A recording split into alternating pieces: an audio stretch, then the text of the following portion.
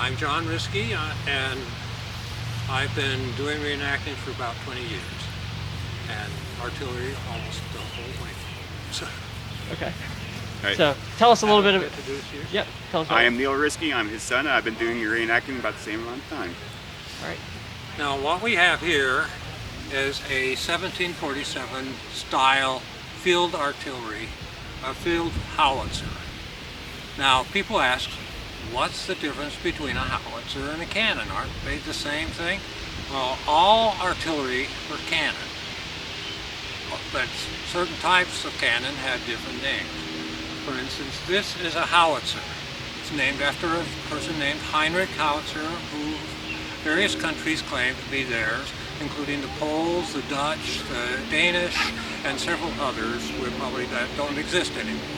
So that is uncertain. But the first howitzers came into being in about estimated about the early 16th century, and they were among the first carriage-drawn vehicles. Carriage meaning they have wheels attached to them and not in a wagon and then dropped and then fired. So now this howitzer is was known as, it's a 3.5-inch bore, which is the same as, which makes it, if we call the caliber, be 3.5-inch caliber. And it's different than regular field artillery is the fact that the length is far shorter in regards to its bore than a regular cannon. And so this one is, they would do that, measure that on caliber, and this one is about 7.5 bore in length, meaning the bore, if you turn sideways and do it on the length, that's how you determine it. It can shoot a 6-pound ball, solid shot, a 5-pound shell. Now it could shoot canister and grape shot. All these are different types of munitions used, which the shot is a solid ball. We know them today as shot put and used still in sports. Young men and young women who don't know any better throw them, to see how far they can throw them. We prefer to shoot them, but that's besides the point. Now, as a field howitzer, this was different than the first howitzers were called siege howitzers. A howitzer is basically a mortar has been taken, and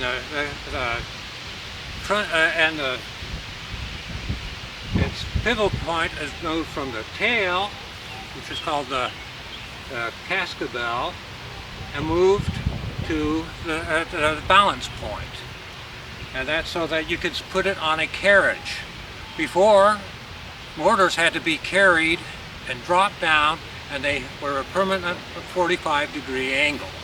So you determined your range based on how much powder, or you had to measure by distance and move the whole thing. An average mortar of the time these came out would weigh about 2 to 4 tons. Wow. So, and it would have a flat bed on it, about this thick and about that wide, and it would take like 20 men to handle. That's crazy. Now, with a howitzer, we can now do much of the same thing, because it shoots arcing shots rather than straight shot normally, with the same amount of men as a regular cannon crew, with the advantage that we have more versatility in the types of munitions that we use. A straight cannon could shoot basically solid shot and grape shot and canister, while we could shoot a shell. A shell is a hollow cannonball which has been filled with gunpowder with a fuse on it, and it's designed to explode in the air at a certain height by the measuring of the fuse. A good fuse measure, you could drop it so that it explodes between 6 and 10 feet above the ground. This made it very effective against fortifications, like trenches, walls, and other things, in the fact that you not destroying this infrastructure, but you can kill the men. and put them in out of action. Now this howitzer we've been using for some time. It was actually made here in Clark County. The tube, we don't call it a barrel, it's a tube, and back in 2000, around 2001. So I've had it. So this. So we will now. You will notice that this doesn't look like a normal cannon, and that there's 4 wheels here. Well, this part is called the gun. Artillery are guns. Muskets are not guns, they're muskets. Rifles are not guns, they're rifles. Pistols are not guns, they are pistols, military-wise. Okay, so this gun is on what's called a limber. Now this makes it much easier to maneuver. For instance, I'll have my son here show you just one person. Now this is probably about 300 pounds here, 100 pounds limber. One person can move it over a distance. And that's a big advantage. Now I will show you how we will unlimber the gun. We have to do it right because this thing here called a pintle is designed to get locked.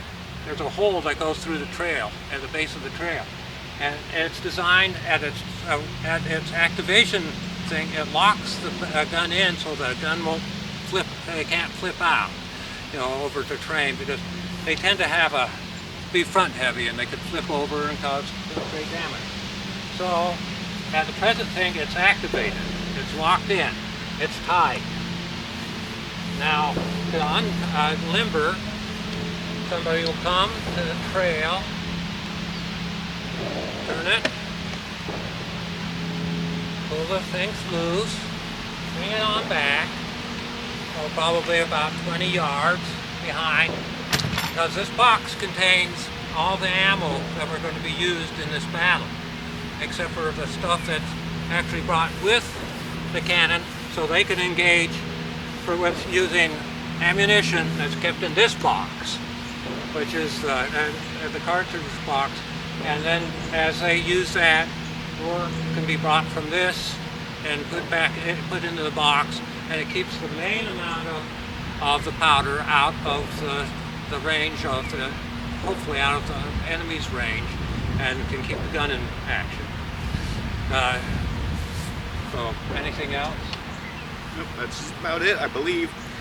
Generally, you have different types of implements depending on what you need to use them for. For example, over here on this side, we have what's called the shovel and the worm. And on this side, the sponge and rammer. These are what you use to work the cannon. Generally, what you would first do is you will first search the piece using the corkscrew worm. Well, first of all, we have to pull out the take the tampion off. We don't really need to do that, but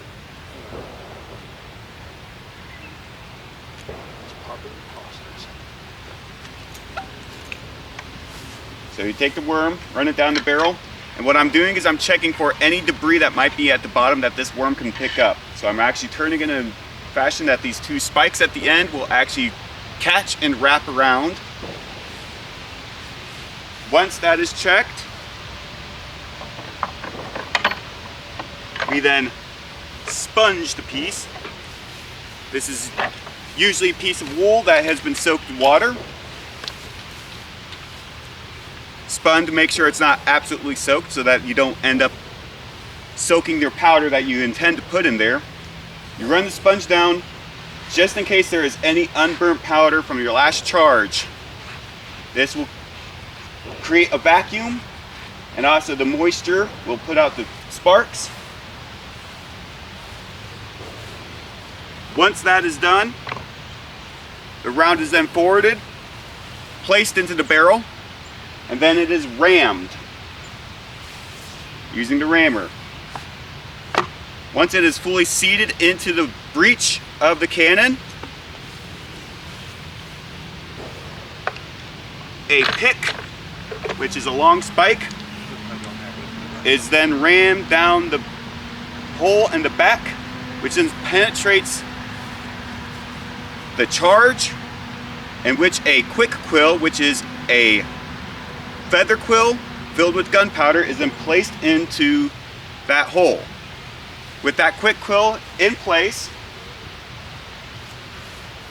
a match, which is a piece of rope soaked in gunpowder and then dried, lit on fire, and then is touched to the quick quill, which causes an instantaneous combustion, which then propels your projectile downrange towards your enemy.